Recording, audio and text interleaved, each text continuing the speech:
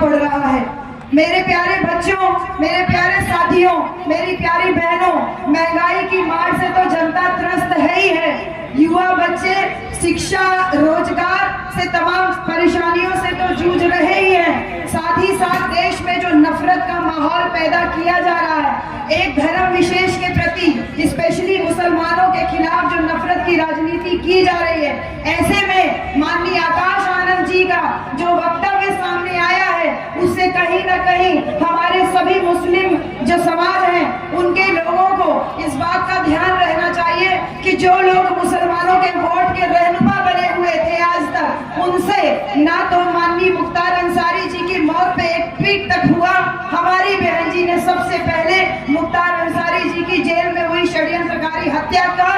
की निष्पक्ष जांच की मांग की, और साथ ही साथ अभी कुछ ही दिन पहले माननीय आकाश आनंद जी जो हमारे राष्ट्रीय कोऑर्डिनेटर साहब हैं, आपने एक इंटरव्यू के दौरान ये कहा कि मंदिर बन गया बहुत अच्छी बात है, लेकिन जिस दिन बाबरी मस्जिद बनेगी उस दिन सबसे पहले अगर आगे कोई खड़ा होगा तो बहुजन समाज पार्टी का ये सिपाही खड़ा होगा।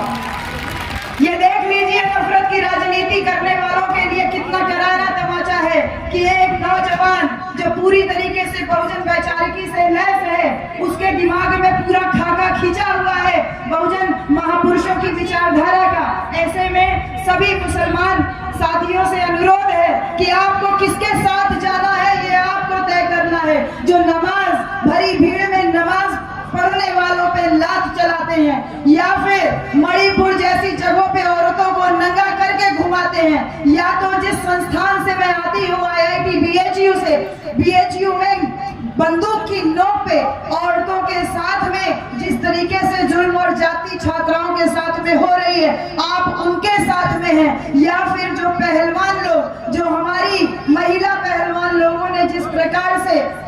आरोप लगाया, पूरे कुश्ती संघ का जो मुख्य पदाधिकारी था, आपको तय करना है कि आप किसके साथ में हैं। ये चुनाव आम चुनाव नहीं है, ये जीवन और अस्तित्व का चुनाव है, ये अच्छाई और बुराई का चुनाव है। आपको तय करना है कि आपको बहन कुमारी मायावती जी के शासनकाल में जो बड़े बड़े कार्य हुए, शिक्षा के क्षेत्र में जो उपलब्धियां हुई, सबसे बड़ा महत्वपूर्ण कार्य शेख मोइनुद्दीन चिश्ती उर्दू अरबी फारसी विश्वविद्यालय की स्थापना करके हुआ, जो आज तक उसके बाद की सरकारों द्वारा कभी घोषणा तक नहीं की गई। आपको तय करना है कि देश का 18% मुसलमान, स्पेशली आजमगढ़ की बात हम करते हैं, आजमगढ़ का 18% मुसलमान अगर इकट्ठा होकर के वोट कर दे तो किसी माई के लाल में दम नहीं है कि वो आपको शासन सत्ता से बाहर कर सके। इसलिए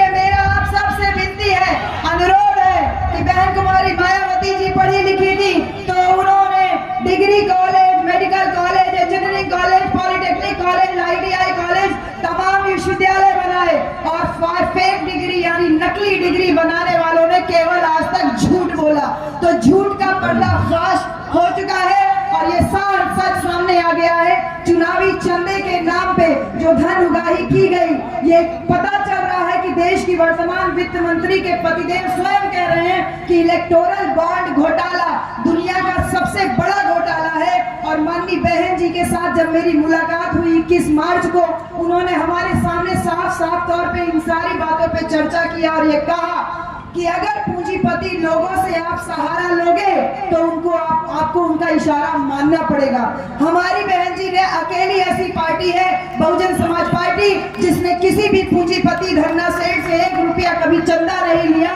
तो उनका पैसा नहीं लिया तो उनके इशारे पे काम नहीं करती है। ऐसे में सर्व समाज के लोगों से यही अनुरोध है कि 1950 में जो बाबा साहब डॉक्टर अंबेडकर संविधान बना के गए थे, वही संविधान बहुजन समाज पार्टी का मैनिफेस्टो है और वही भारत के संविधान को 100% लागू करने के लिए कटिबद्धता है बहुजन समाज पार्टी की मुखिया बहन कुमारी मायावती जी की। और आज मैं जब मुझे अवसर मिला है इस लालगंज लोकसभा में प्रत्याशी के रूप में आपको संबोधित करने का, तो समस्त जनता से यही अपील करूंगी कि सर्वजन हिताय सर्वजन सुखाय का नारा कोई चुनावी जुमला नहीं है, बल्कि वो हकीकत है कि बहन जी के द्वारा किए गए गए कार्यों से सर्व समाज को जो लाभ हुआ है, सर्व समाज अपनी बहना के प्रति कृतज्ञता व्यक्त करे, आभार व्यक्त करे। और ये 2024 का जो आम लोकसभा चुनाव हो रहा है, इसमें भारी से भारी संख्या में बहुजन समाज पार्टी का हाथी के सामने वाला बटन दबा करके बहन कुमारी मायावती जी को पीएम बनाने का रास्ता साफ करे।